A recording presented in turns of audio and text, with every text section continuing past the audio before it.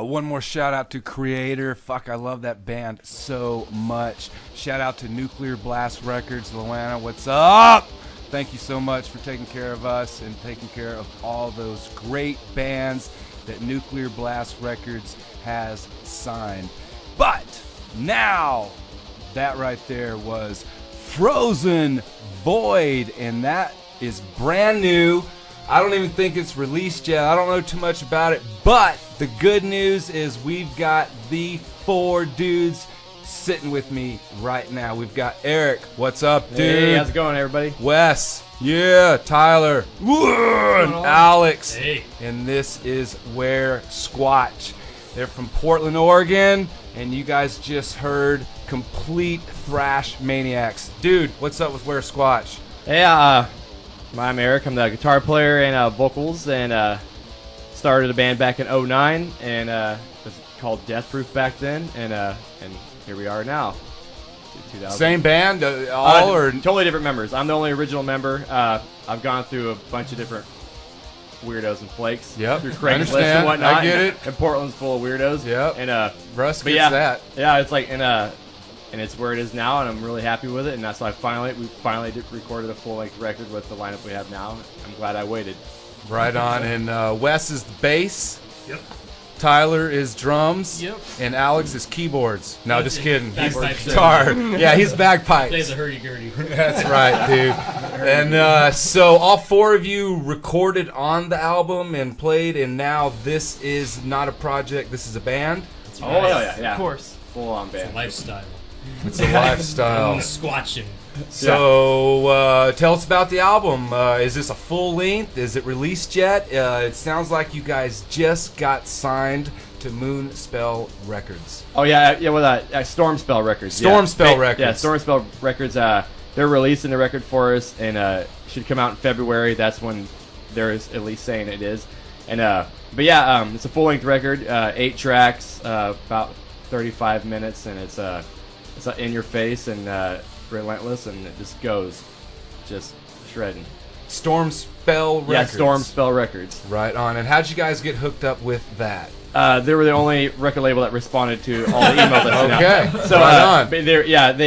They're the ones that were stoked on us, and they picked up on the European thrash vibe we had, like the Creator and Sadist and Sodom and all that good shit. And he was really into it, and I had talked to him previously before, and but yeah, they got a lot of cool. They got a cool roster, and they help out cool good bands, and they also help out Tyler's other band Gladius, and they hooked them up, and really like the way they package the CDs and whatnot, and really stoked to be a part of that roster. Oh yeah. It's gonna be really looking forward to it. So we're looking at February for a release date. Yeah, That's right. that's when they'll be able to buy it off their website, and we will have copies in our hands, if not before then. Right now, just while we're talking about, is there any tunes up? Can anyone go and hear these tunes now? And Yeah, maybe... you can go to our Weresquatch Facebook page and go to our Bandcamp as well, and you can download for free the first single we released, Heathenized, and you can actually pick up Frozen Void as well, but you might have to pay $1 for that one. Right on, that's all good, dude. Well, shit, dude, you guys, you guys got to do things. You guys are wanting to hit the road, right? You guys are wanting to. You guys are looking at this as to be like a career, right? This isn't like you guys are cooking pizzas and you guys want to just do a project and hang out here, right? You guys want to do this. No, we're gonna get a free pizza out of this. There you go. I've been paid in pizzas. Do you guys have jobs right now, and that's where we're at? Jobs, and we're ready to freaking go. I have a real. Yeah, we all have real jobs. Well, Tyler, Kind of. Tyler's he's like an apprentice right now. But yeah, I've had a full-time job since I graduated high school. But yeah, I've been at the same place for 10 years. But yeah, I work full-time, but yeah, I work to support the band and pay for gear, and because every time we play a show, it costs us money. We don't get paid. We had to pay a lot. We paid a lot of money to record that album out of our own pocket. The merch costs money, and every time we sell a T-shirt, I end up just taking that money and buying more gas to drive that stupid van around. So it's like, let's talk about recording that album real quick. You guys actually had one of Portland's finest in there. You tell them who went in there and how did it go? Oh yeah, it was Joel Grind from Toxic Holocaust. Yes. Yeah, he's living here again, and he's been recording a lot of bands around town. And so he actually mastered our self-released EP a few years back. And it's of course someone I've always looked up to, and I'm sure we all agree. But it's kind of like the first choice to go with, and they didn't charge any more than anybody else. So it was just cool, like this to be, because he knows the sound we were going for and everything, and it just worked out, and it was super fun to record with, and it worked out great. I mean, he's the easiest person I've ever worked with. Like, for example, I went in there and did all the drum tracks in like an 8-hour day. Superstar. And maybe like a few like makeup ones the next day, but it was solid, and it was so easy. I wasn't expecting it to be that easy, but he's totally easy guy to work with, and he totally gets what you want. So it shows on the album. So he's like hands-on kind of producer kind of dude, and he was just freaking all over it, and helps to work with a guy who really knows thrash. Yes, it makes a big difference. He knows how to make. And he gets, it's cool because he gets a fluctuating of a tempo, or keeping like an organic feel to it, because it's important in metal, and especially thrash, because we weren't going for a mechanical sound. We wanted to be produced but also sound like ourselves playing, and he really helped capture that. Yeah, I was glad to see he didn't just sit behind the board and hit a button and go, okay, go. He actually listened to it. He was actually a producer on it. He gave his opinions. And I mean, he actually changed a couple riffs, to make them fit more. He gave us some ideas, and we ended up changing lyrics. it. Yeah. Definitely, yeah, he definitely, really helped out with the lyrics. It makes he got some writing credit. Much needed additions. Yeah. Yes. Well, he's got a little bit of experience. Yeah. Dude is definitely, he can walk he's national, dude. Toxic Holocaust, you guys definitely look him up if you have never heard of them. They're from Portland here, and they have definitely helped carry the Portland torch for a long time. And so you guys definitely have a certain brand of thrash. Who are some of the bands besides Creator and Toxic Holocaust that have helped kind of shape you guys up? Go ahead, Alex. Give me some bands. A lot of the guitar players I listen to are kind of the neoclassical shredder types. I don't know. I tried to put a lot of Marty Friedman, a lot of Jason Becker into what I play. Yeah. Lee Altus from Heathen is another big influence on me.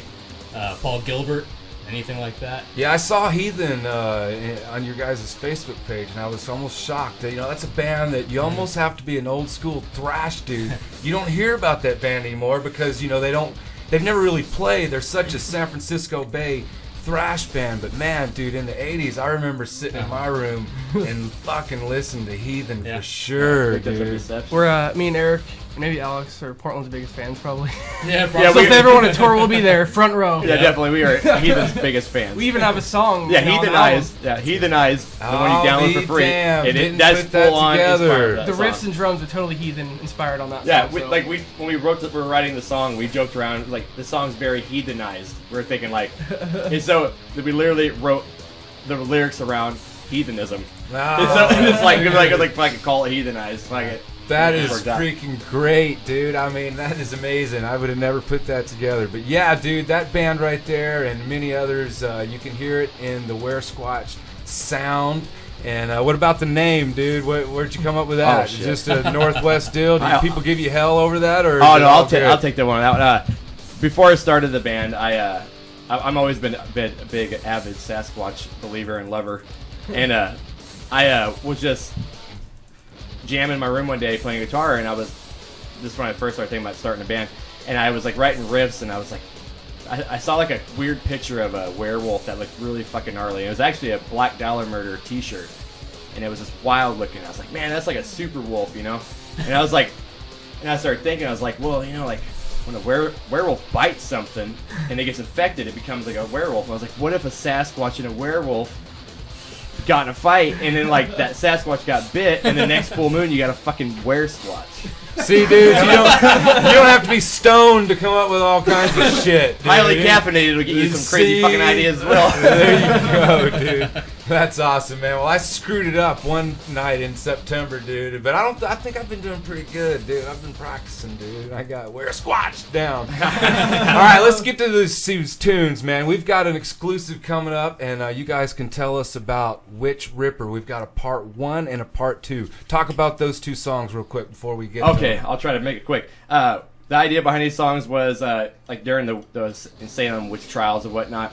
I came up with this idea like, what if all those women and those witches that they burned to the stake, they all were really witches, but then one wasn't. She was truly innocent. Well, then I thought, I was like, oh, maybe some weird thing would happen, and all those dead witches resurrected that innocent girl and made her like a supreme badass witch, and she used a witch ripper, and she's resurrected. She comes back and just kills everybody in the whole town. That's another stupid story. See, Thanks, you can see that this dude right here is always thinking about something. He's got a vision. All right, Many dude. visions. These dudes got a brand new album, Frozen Void, releasing hopefully in February. And this right here is Witch Ripper Part 1 and Part 2 exclusive. You're hearing it right now on